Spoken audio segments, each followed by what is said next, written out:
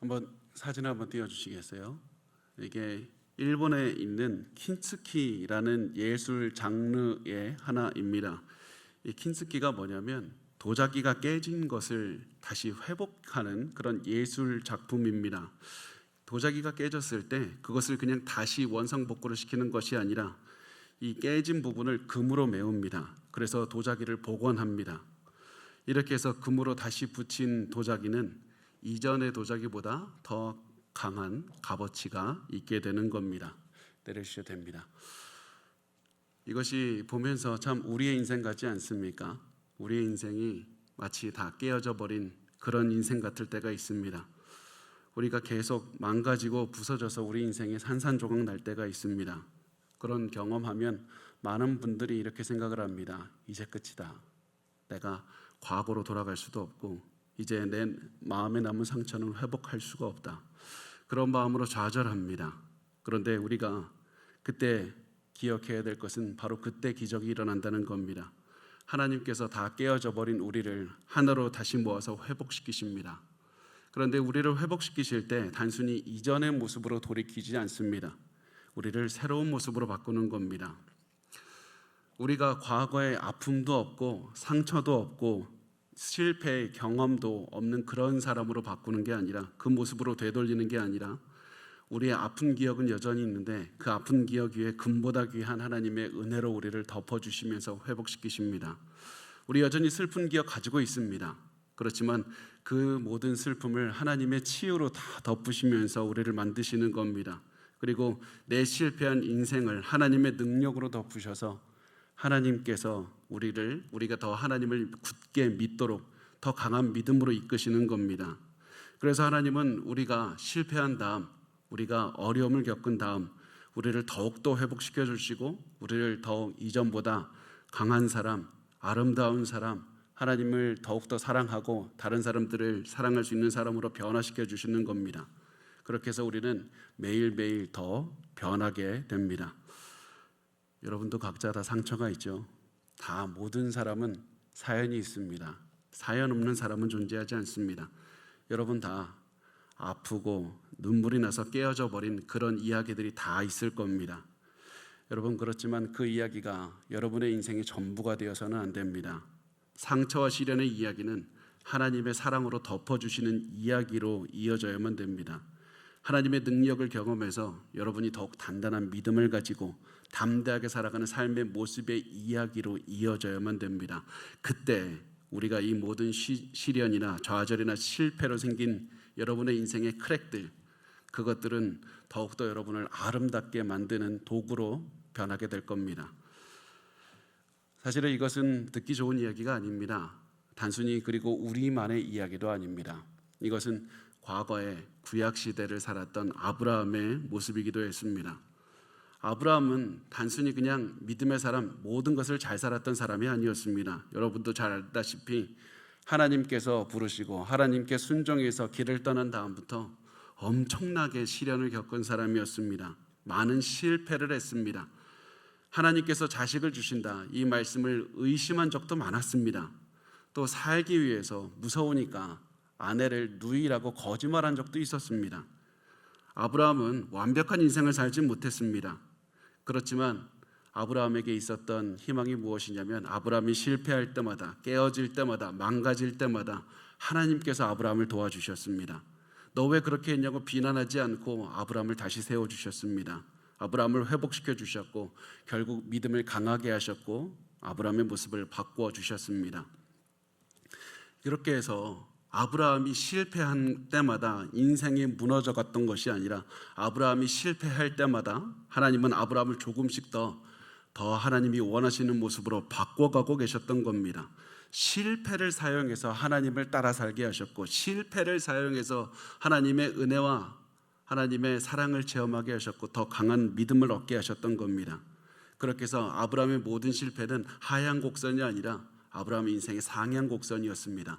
왜냐하면 아브라함의 능력으로 살았던 것이 아니라 하나님의 사랑, 하나님의 말씀으로 살 수 있었기 때문에 그렇습니다. 그리고 오늘 우리가 아브라함이 하나님을 향한 믿음이 더욱 성장하게 되는 계기가 되는 사건을 보게 될 겁니다. 그 사건 두 가지가 있는데요. 그 첫 번째가 무엇이냐면 이삭이 탄생하는 겁니다. 그런데 동시에 아브라함의 가슴을 깨어지게 만들었던 하나의 어려운 사건도 볼 겁니다. 이스마엘을 내보내는 사건입니다. 아브라함은 이 두 사건, 좋은 사건이기도 하고 나쁜 사건, 이 두 사건을 통해서 하나님을 향한 믿음이 성장했습니다. 하나님은 아브라함을 계속해서 모든 좋고 안 좋은 그 모든 사건을 통해서 더 나은 삶의 모습으로 바꾸고 계셨던 겁니다. 우리 그 사실을 기억하면서 오늘 말씀을 같이 나누어 보도록 하겠습니다. 오늘 말씀 창세기 21장 1절과 2절 우리 같이 읽겠습니다. 시작. 여호와께서 말씀하신 대로 사라를 돌보셨고 여호와께서 말씀하신 대로 사라에게 행하셨으므로 사라가 임신하고 하나님이 말씀하신 시기가 되어 노년의 아름다움에게 아들을 낳으리니. 자, 드디어 아들이 태어났습니다. 하나님께서 약속하신 다음에 벌써 25년이나 지나서 100세가 되었을 때 아들이 태어났습니다. 그동안에 아브라함은 엄청나게 많은 시간을 기다리면서 고난도 겪었고 하나님의 순종하는 법도 배우고 어려운 시간을 다 겪어서 이제 아들이 태어난 겁니다. 아니, 이 정도 아들을 기다렸으니까, 이만큼 기다려서 하나님이 엄청난 기적을 베풀어서 아들 태어나게 하셨으니까 일반적인 책이라면 어떻게 했겠습니까? 이삭의 탄생을 기록할 때 이 장면을 엄청나게 강조했을 겁니다. 사라가 임신한 사실을 깨달은데 시간이 몇 월, 며칠, 몇 시고, 그때 인생 처음으로 느꼈던 어떤 감정을 느꼈고 임신 기간을 어떻게 했고 헛구역질은 했고 안 했고 출산할 때 진통은 몇 시간을 했고 아이가 태어날 때 주먹을 쥐고 태어났는지 발이 먼저 나왔는지 그거 기록하지 않았겠습니까? 그런데 성경은 놀랍게도 사라의 임신과 출산을 강조하지 않습니다. 성경은 다만 이렇게 말씀합니다. 여호와께서 말씀하신 대로 사라를 돌보셨고 여호와께서 말씀하신 대로 사라에게 행하셨으므로 사라가 임신하고 하나님이 말씀하신 시기가 되어 노년의 아브라함에게 아들을 낳으리니. 아브라함과 사라에게 아들이 태어났다, 이 사실을 굉장히 짧게 기록합니다. 왜 그렇습니까? 그동안에 기다려 왔는데 뭐 하이라이트가 돼야 되지 않습니까? 왜 이렇게 짧게 기록합니까? 하나님의 약속이 이루어지는 게 당연한 것이기 때문에 그렇습니다. 하나님의 말씀이 이루어지는 것은 놀라운 게 절대 아닙니다.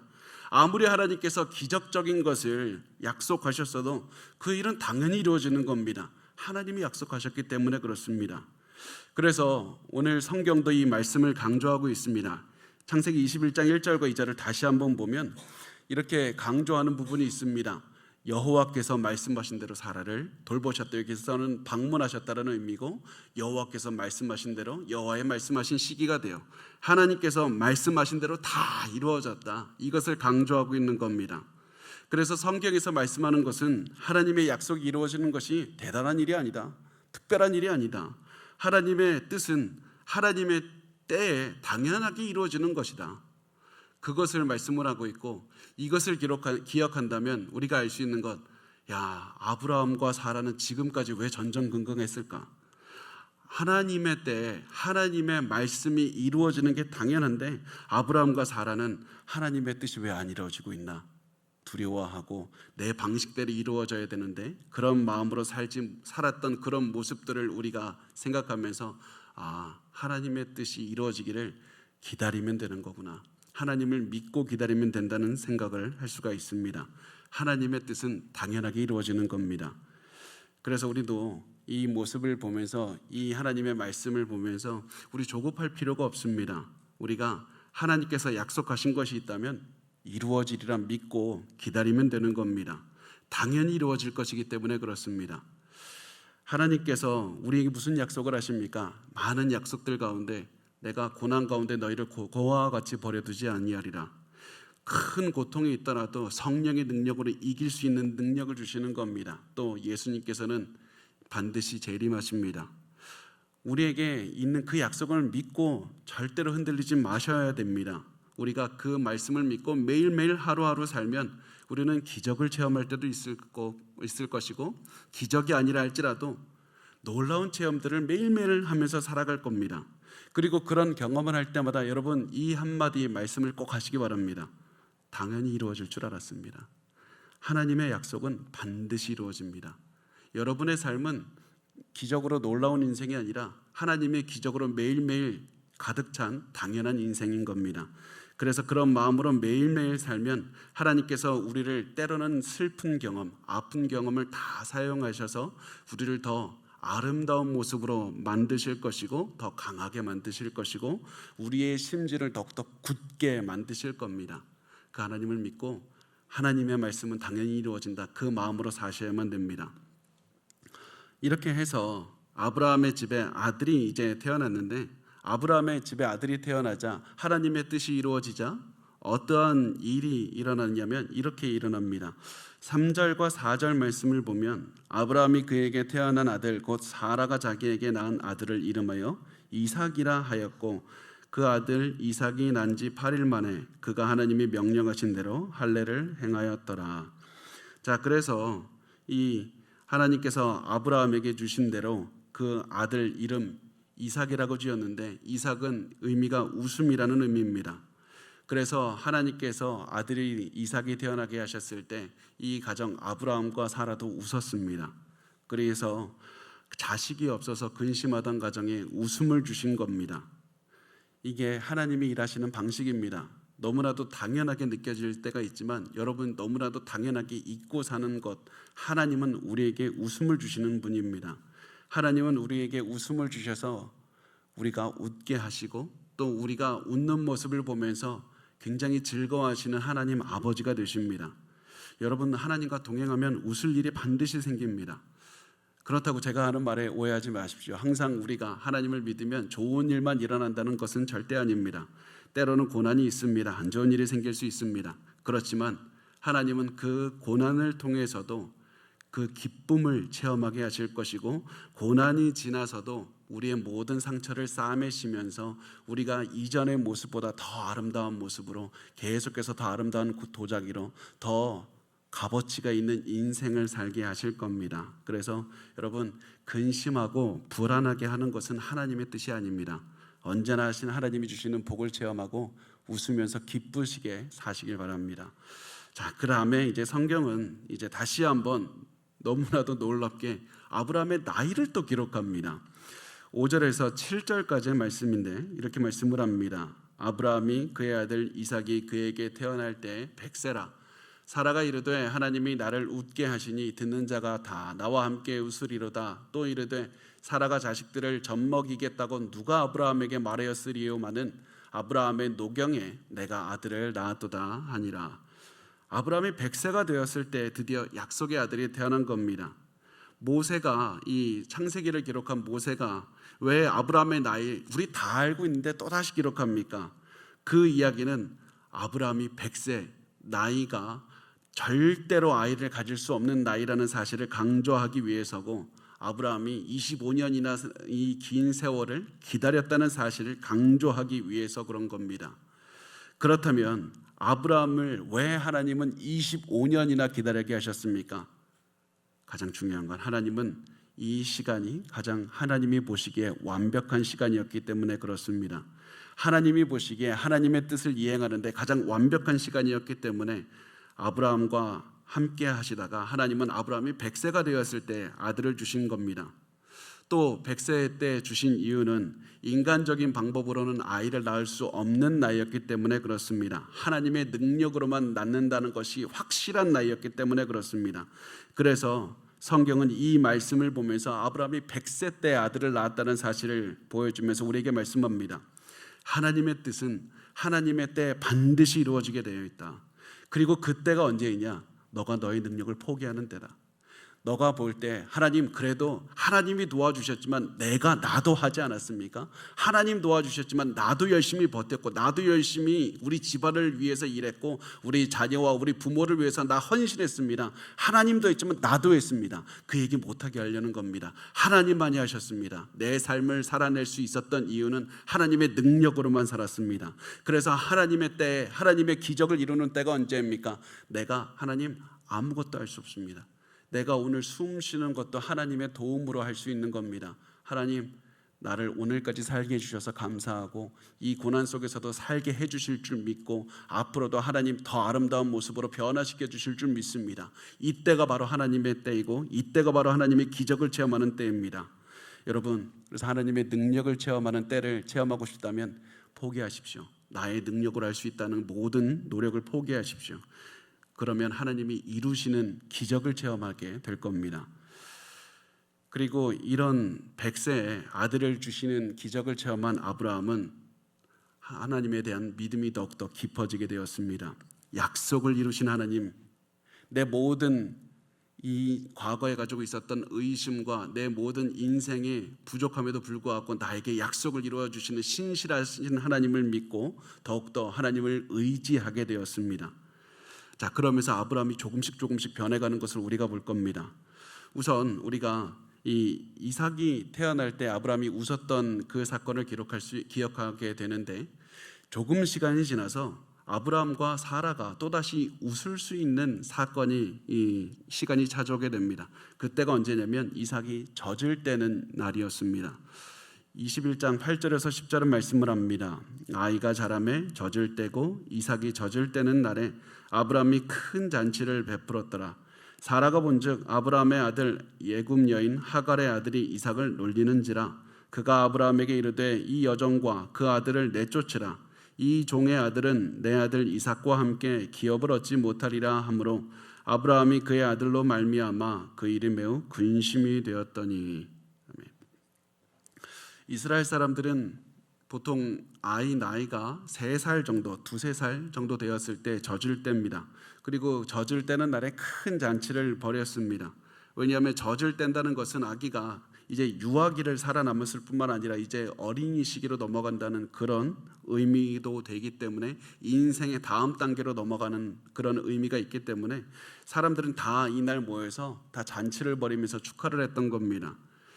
그래서 아마 이삭이 젖을 떼는 날은 아마 이삭의 나이가 2살 아니면 일반적으로 3살 정도라고 생각을 하고 있습니다.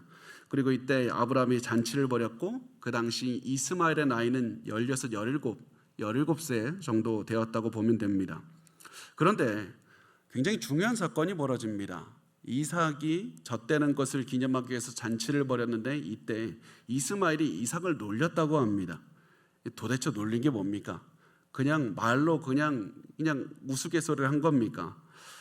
오늘 이 말씀의 의미를 알기 위해서는 단순히 이 말씀만 볼 것이 아니라 갈라디아서에 바울이 쓴 이 말씀을 보면 조금 더 이해하기가 쉽습니다. 바울은 이스마엘이 한 행동에 대해서 이렇게 표현을 합니다. 갈라디아서 4장 29절을 보면 그러나 그때 육체를 따라 난 자가 성령을 따라 난 자를 박해한 것 같이 이제도 그러하리라. 그러니까 이스마엘이 이삭을 박해했다고 바울은 표현을 하고 있는 겁니다. 박해는 굉장히 강한 표현입니다. 절대 약한 표현이 아닙니다. 그것을 통해서 우리가 유추할 수 있는 것이 무엇이냐면 이스마엘은 아마 애니까 3살짜리 그런 애들을 어떻게 신체적으로 폭행을 가하겠습니까? 아마 그런 가해는 하지 않았겠지만 굉장히 심하게 조롱하고 놀렸을 겁니다. 아마 저런 애기가 무슨 이 집안의 상속자냐고 말하면서 사람들 앞에서 공개적으로 비아냥댔을 겁니다. 그러면 너무 심하게 이스마엘이 이렇게 반응한 이유가 뭡니까? 그 이유는 이스마엘이 질투했기 때문입니다. 아브라함은 지금까지 13년의 기간 동안 아브라함의 이 이스마엘을 사랑했고 이스마엘은 아브라함 아버지의 사랑을 독차지하고 살았습니다.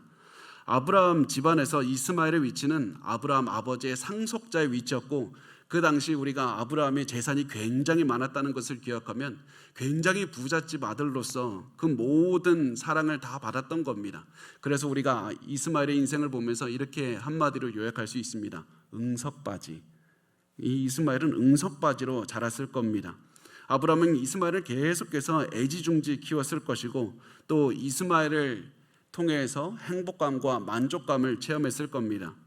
그런데 그 모든 것이 이삭이 태어나면서 바뀌었습니다. 모든 사람에게 이삭이 태어난 다음부터 알게 되는 것은 아브라함의 진정한 후계자는 이스마엘이 아니라 이삭이다.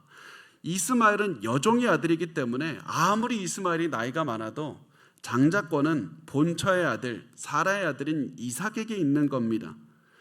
그래서 이스마엘은 굉장히 기분이 나빴습니다. 게다가 이삭이 태어나면서부터 그동안 자신이 독차지하던 아버지의 사랑도 빼앗겼고 사람들은 이삭에게 주목하기 시작했고, 그래서 그런 마음에 질투심이 들던 응석바지 이스마엘은 이삭에 싫었습니다. 박탈감을 느꼈습니다. 굉장히 슬펐고 질투심과 시기심이 들었습니다. 그런 이스마엘의 질투가 폭발하는 날이 왔습니다. 그때가 언제였냐면 젖대는 날, 잔치하는 날이었습니다. 사람들은 이 이삭이 젖대는 날을 기념해서 성대하게 잔치를 벌이고 있었는데, 이런 잔치를 보는 이스마엘의 기분이 좋지 않았던 겁니다. 이삭에 대한 분노가 가득했던 이스마엘은 아기 이삭을 공개적으로 모욕하면서 사람들에게 굉장히 심한 이야기를 했던 겁니다. 그리고 그 모습을 사라가 보게 됐습니다. 그리고 사라도 분노하기 시작합니다.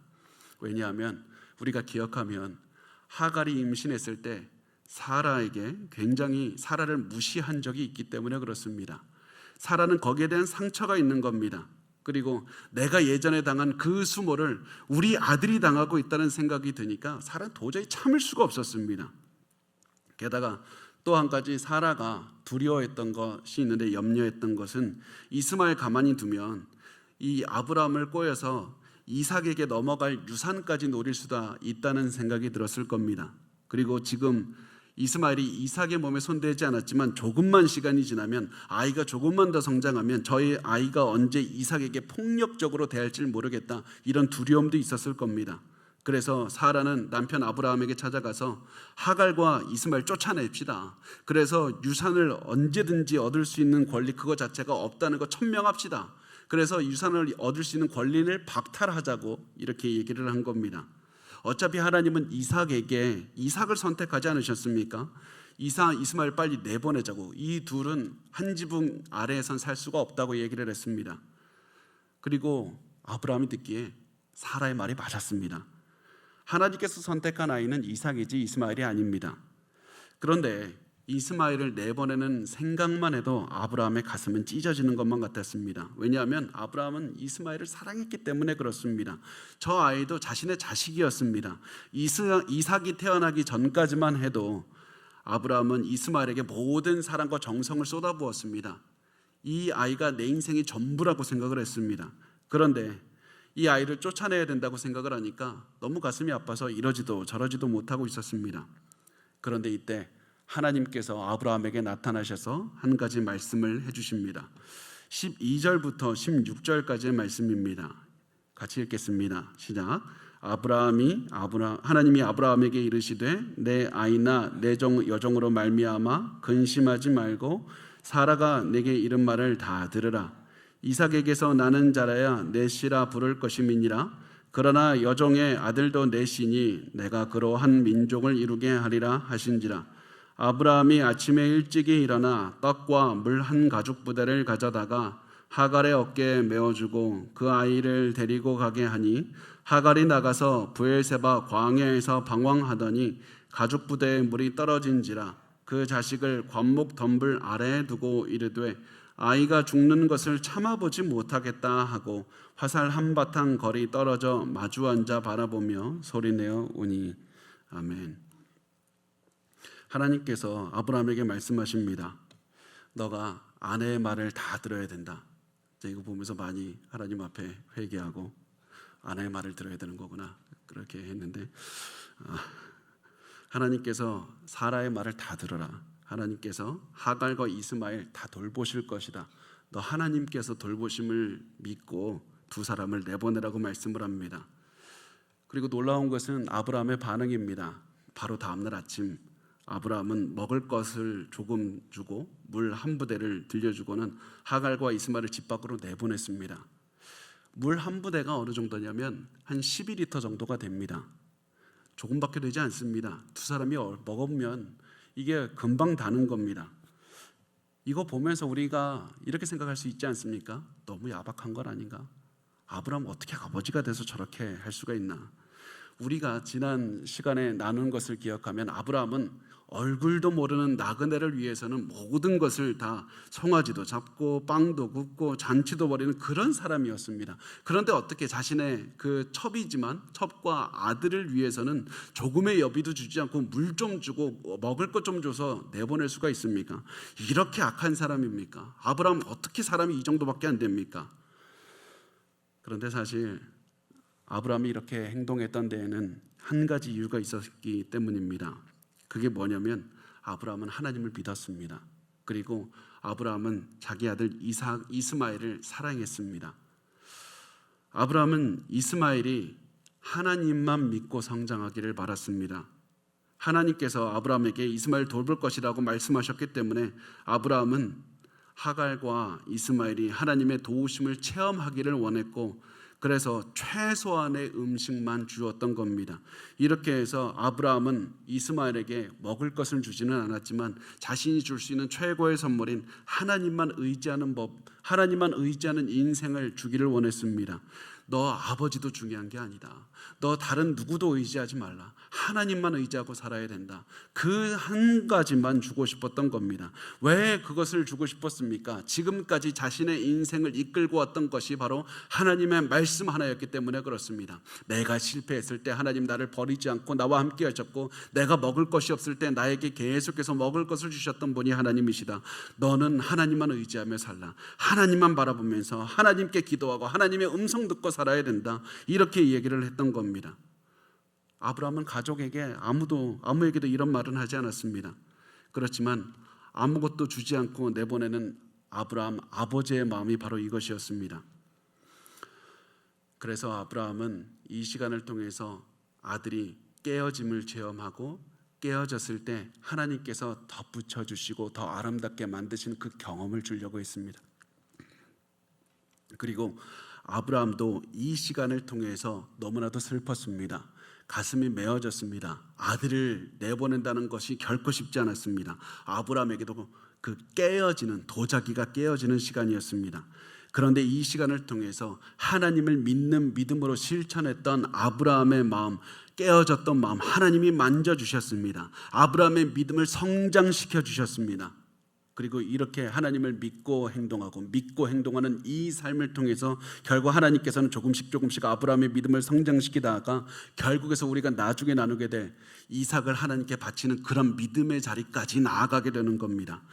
그래서 하나님께서는 이 모든 사건, 이 모든 어려움을 통해서 한 걸음씩 아브라함을 훈련시키고 계셨고, 아브라함의 마음이 깨어질 때마다 하나님의 더 큰 사랑, 금보다 귀한 하나님의 은혜로 그 모든 상처를 덮어주시고 아브라함을 더 아름답게 계속 만들어 주셨던 겁니다.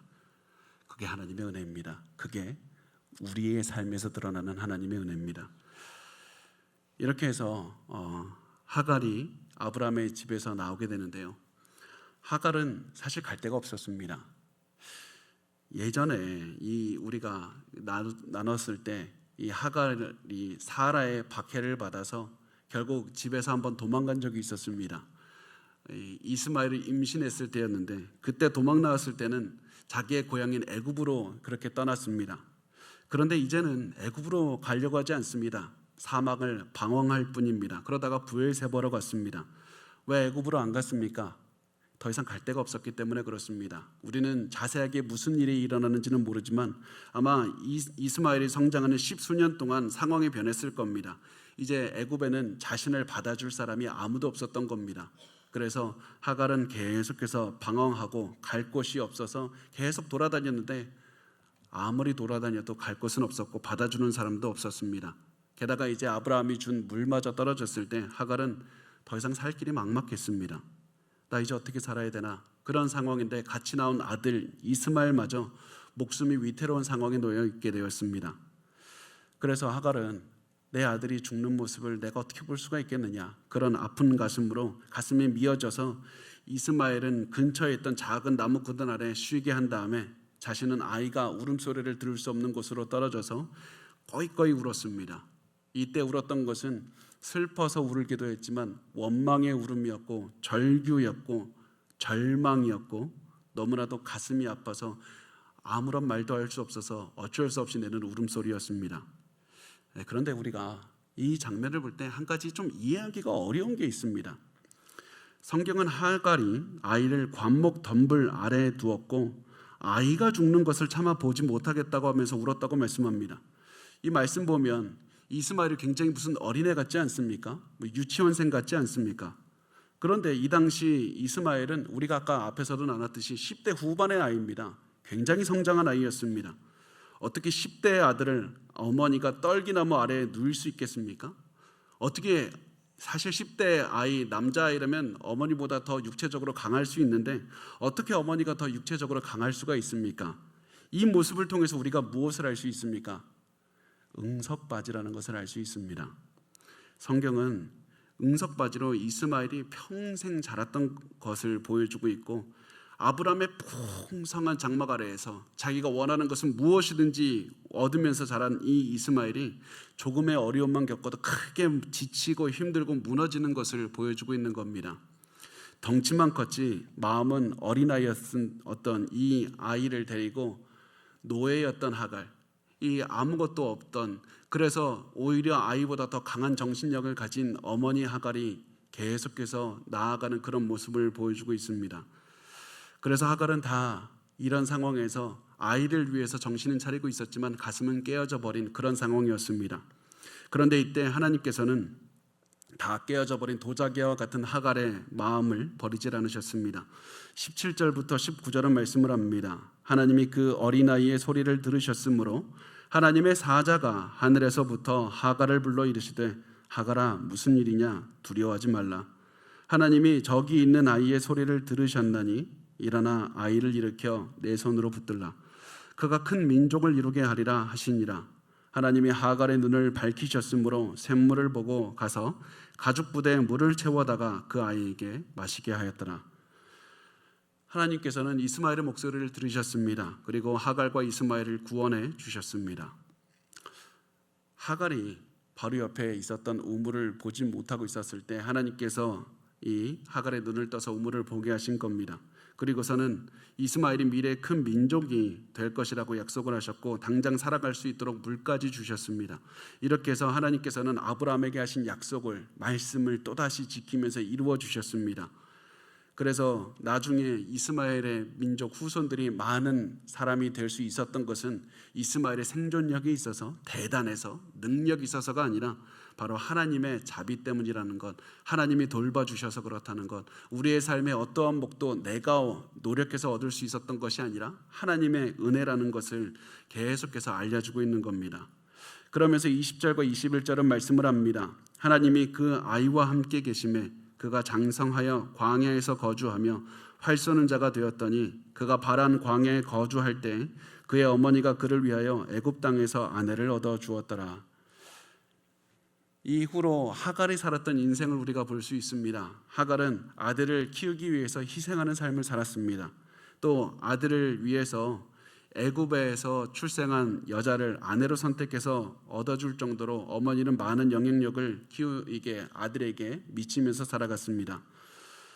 그래서 이것을 볼 때 우리가 사실 한 가지 우리가 기억해야 할 수 있는 것이 무엇이냐면 이 장면이 바로 성경에 처음 들어가는 편모에 대한 기록인 겁니다. 홀어머니가 아이를 키우는 기록이 여기서 처음 기록됩니다. 그래서 하갈을 굉장히 중요하게 또 다루고 있는데요. 성경은 하갈이 분명히 어렵게 아들을 길렀던 것은 사실이지만 하나님께서 그 아이를 기르셨다. 분명히 하갈이 열심히 길렀지만 하나님께서 아이를 기르셨다. 하나님께서 아이와 함께 하셨다고 말씀을 하면서 이스마엘이 장성할 수 있었던 것은 다 하나님의 은혜였고 하나님의 선물이었다고 말씀을 하는 겁니다. 하나님께서 계속해서 이 이스마엘과 하갈의 인생을 변하게 하셨고 하나님의 능력으로 살게 하셨고 정말 절망적인 상황에서 이 하갈이 갑자기 잘 살게 되지 않았을 것이고 갑자기 어떠한 큰 기적이 체험하지는 못했을 것이지만 일상생활에서 하나님은 계속해서 하갈과 이스마엘을 만져주고 이끄시고 돌봐주셨다. 모든 이스마엘과 하갈의 삶에서 체험한 것은 하나님의 선물이었다는 것을 우리가 볼 수가 있습니다. 그래서 여러분도 이런 하갈과 같이 내가 도저히 갈 데가 없다고 느껴질 때, 두려울 때 여러분 그때 기억해야 됩니다. 하나님은 여러분을 절대 버리지 않습니다. 하나님은 버리지 않습니다. 그렇다고 해서 여러분의 상황이 당장 좋게 변하지 않을 수도 있습니다. 기적이 일어나지 않을 수도 있습니다. 그렇지만 하나님께서는 여러분의 삶을 계속해서 이끌어 주시고 내 다 찢어져 버린 이 가슴은 누가 나를 회복시켜 줄까? 그런 마음으로 살고 있는 그 순간에서도 하나님은 금보다 귀한 하나님의 은혜, 하나님의 사랑으로 여러분의 상처를 다 덮으시고 나중에 보면 상처는 있지만 그 모든 상처가 더욱더 있어서 하나님의 은혜를 더 잘 전할 수 있는 그런 모습으로 여러분 지금도 바꾸고 계십니다. 그래서 여러분 좌절할 것이 아니라 하나님의 믿음을 보시고 하나님의 사랑을 보시고 계속 사셔야만 됩니다. 그리고 난 다음에 장면이 전환이 되는데 아브라함의 모습이 등장합니다. 그런데 아브라함이 이전의 아브라함이 아닙니다. 아브라함이 변화됐습니다. 지금까지 우리가 기억하는 아브라함이 어떤 아브라함입니까? 살기 위해서 부인을 누이라고 거짓말하는 그런 사람이었습니다. 그런데 지금 갑자기 아브라함이 당당하게 변합니다. 자, 그 말씀이 22절에서 24절에 나옵니다. 우리 같이 읽겠습니다. 시작.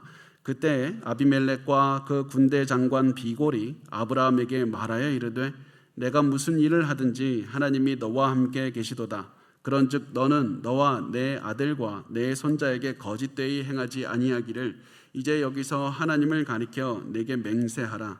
내가 내게 후대한 대로 너도 나와 내가 머무는 이 땅에 행할 것이니라. 아브라함이 이르되 내가 맹세하리라 하고.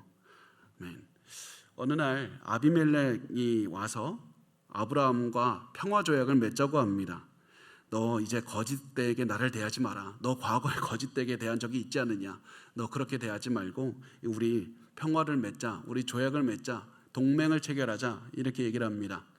왜 이렇게 했냐면 아브라함이 이 지역에서 힘 있는 사람이 되었기 때문에 그렇습니다. 유력한 자가 됐습니다. 아비멜렉이 이 사람과 동맹을 맺지 않으면 안 되겠다 생각할 정도로 먼저 찾아올 수 있는 그런 사람이 되었습니다. 자, 그러면 아브라함이 어떻게 해서 강한 힘을 갖게 되었습니까? 아니, 아브라함이 무슨 머리가 좋았습니까? 무슨 재능이 있었습니까? 어떻게 해서 강한 세력을 갖게 되었을까? 이방인이 보기에 아브라함이 강해질 수 있었던 이유가 무엇이냐면 아비멜렉이 말합니다. 아브라함이 강하게 된 이유가 하나님이 너와 함께 하시기 때문이다. 하나님이 너와 함께 하시기 때문에 너가 강한 것이다. 나 그래서 너와 함께 하고 싶다. 너와 동맹 맺고 싶다고 얘기를 합니다. 내가 너의 인생을 오랫동안 지켜봤더니 너 하나님이 지켜주시는 사람이다. 그래서 나 너와 동맹을 맺고 싶다고 얘기를 하는 겁니다. 이 말씀 통해서 우리가 아브라함처럼 살아야 된다는 것을 보여주고 있는 겁니다. 우리도 하나님과 동행해야만 하나님 앞에서 계속해서 성장할 수 있다는 것을 보여주는 겁니다. 하나님을 믿는 선택을 하시고 하나님과 동행하는 삶을 살기 위해서 여러분의 삶을 다 드려야만 됩니다. 하나님을 믿기 위해서, 하나님과 동행하기 위해서 때로는 여러분 도움이 되지 않는 선택도 해야 될 겁니다. 사람들에게 욕먹을 수도 있습니다. 금전적인 손해가 발생할 수도 있습니다. 그럼에도 불구하고 하나님을 믿고 하나님을 따르셔야만 됩니다. 그렇게 계속해서 하나님을 따르면 하나님께서 여러분의 마음에 있는 상처 치유해 주십니다. 두려울 때 두려움도 이기게 해주십니다. 용기 주십니다. 하나님 결국 우리 성장시켜 주십니다. 우리 아름답게 만드실 겁니다. 하나님만 동행하시면 됩니다. 그런데 그렇게 살아가도 나 지금 잘 살고 있는 거 맞나? 나 예전의 모습이 굉장히 부족한 그 모습대로 하나도 안 변한 것 같은데, 그게 솔직하게 제 예전 모습이었습니다. 저 정말 열심히 살았던 적이 있었는데요. 그렇다고 지금 열심히 안 사는 게 아니라 그때 정말 열심히 살았는데, 제가 한 6개월 정도가 지났을 때 나는 왜 변하지 않을까? 나 정말 열심히 했는데 왜 안 변할까? 그런 마음이 들었습니다. 그런 마음이 들어서 한동안 낙심했었는데, 그 시간이 지나서 제가 잠시 기도할 때 하나님께서 제 마음에 깨달음을 주시더라고요. 야, 너 지금 실패한 것만 보지 마라. 너 6개월 전과 너 지금을 봐라. 너 얼마나 많이 성장했는지 아니? 세상은 너가 성장하지 못하는 것만 생각하게 하고 너를 무너지게 할 것이다. 그런데 하나님께서 너와 함께 하시면서 너를 계속해서 성장시켜 주신다. 너의 작은 욕심, 너의 작은 분노, 그거 잠시 무너졌다고 해서 너 두려워하거나 낙심할 필요 없다. 하나님이 너를 계속해서 인도하고 계신다. 하나님은 우리가 성장하고 있다는 것을 보기를 원하시지만 세상은 여러분이 실패했다는 사실에 집중하기를 원하는 겁니다. 여러분, 우리가 성장하겠다는 사실은 우리는 깨닫지 못하고 있을지라도 하나님은 아시고 여러분 주변의 사람들은 압니다. 그래서 우리가 계속해서 하나님과 동행하기만 한다면 계속해서 우리가 하나님이 보시기에 단단해져 갈 것이고 아름다워질 것이고 하나님을 따라서 변하게 될 겁니다. 그리고 이것이 아브라함의 모습이었습니다. 아브라함이 이렇게 자신에게 다가온 아비멜렉을 보고 예전 같았으면 그냥 아무 얘기도 못하고 굉장히 비굴하게 대했을 수도 있습니다. 그런데 아브라함은 이삭을 받고 그리고 이스마엘을 보낸 다음 굉장히 사람이 달라졌습니다.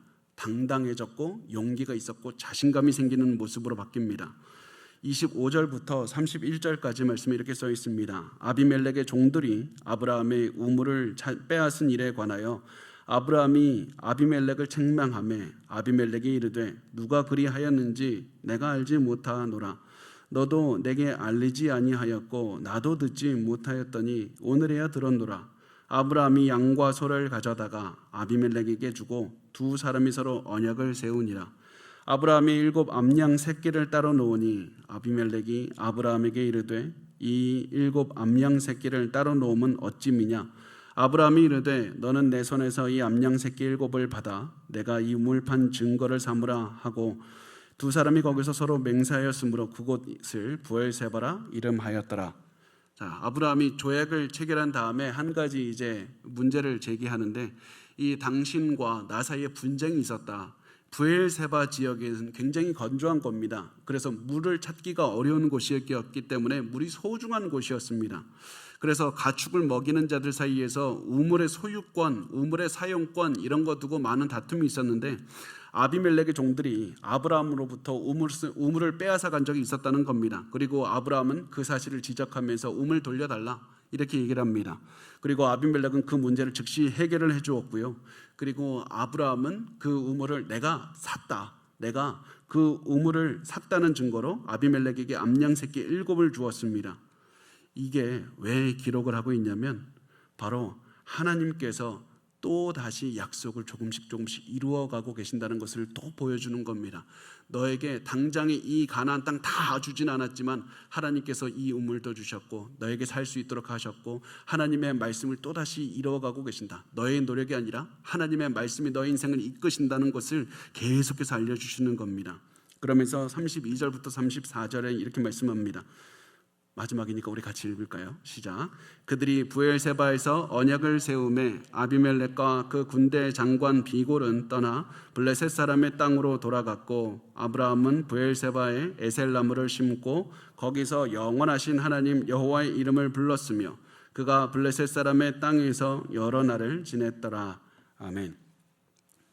이렇게 해서 동맹을 체결한 아비멜렉은 자기의 땅으로 돌아갔고 그리고 아브라함은 이곳에 에셀 나무를 심었는데 이 나무 심는 것은 언약을 체결했다는 것을 뜻할 뿐만 아니라 나무를 심는다는 것 그것은 그 장소에 내가 계속 거주할 것이다. 그 장소에 거주하면서 나무 그늘을 만들고 가축도 기를 것이다. 그렇게 해서 하나님께서 이 자신에게 준 그 우물들을 바라보면서 하나님께서 이루신다. 그것을 기억하면서 그것을 기억하는 모습으로 오늘 본문은 끝이 나게 됩니다. 그리고 아브라함이 하나 더 한 것이 있는데 영원하신 여호와의 이름을 불렀다는 겁니다. 내 삶을 하나님이 이끄셨습니다. 하나님이 이끄셨습니다. 하나님 모든 일을 하셨습니다. 내가 한 것은 아무것도 없습니다. 그래서 아브라함은 하나님의 이름을 더욱더 높이 세웠고 하나님에 대한 믿음을 강하게 세웠고 이것이 계속해서 시간이 지나서 결국 이삭을 하나님께 바치는 그런 순간까지 가게 되었던 겁니다. 하나님은 계속해서 아브라함의 믿음을 세우고 가셨고 더욱더 용기 있는 사람으로 더욱더 아름다운 사람으로 만들어가고 계셨습니다.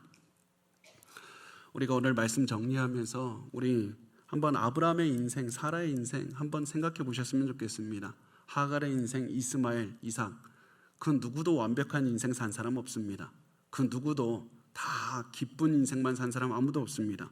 다 상처가 있었고 다 이 깨진 그릇과 같은 인생을 살았습니다. 그런데 그 중에서 아브라함의 인생을 보면 하나님께서는 그 수많은 수많은 크랙들 다 깨져버린 것들 하나님께서는 그것을 다시 모아서 하나하나 다시 회복시켜 주셨을 뿐만 아니라 그 모든 상처가 있는 곳마다 금으로 금보다 귀한 하나님의 사랑과 하나님의 은혜로 계속해서 덮어주셨고, 그렇게 회복이 될 때마다 아브라함은 하나님에 대한 더 큰 믿음과 더 큰 용기를 가지고 살아갈 수가 있었던 겁니다. 여러분, 이것이 우리의 인생이 되어야 됩니다. 여러분, 우리의 인생은 분명히 상처도 많고 눈물도 많을 겁니다.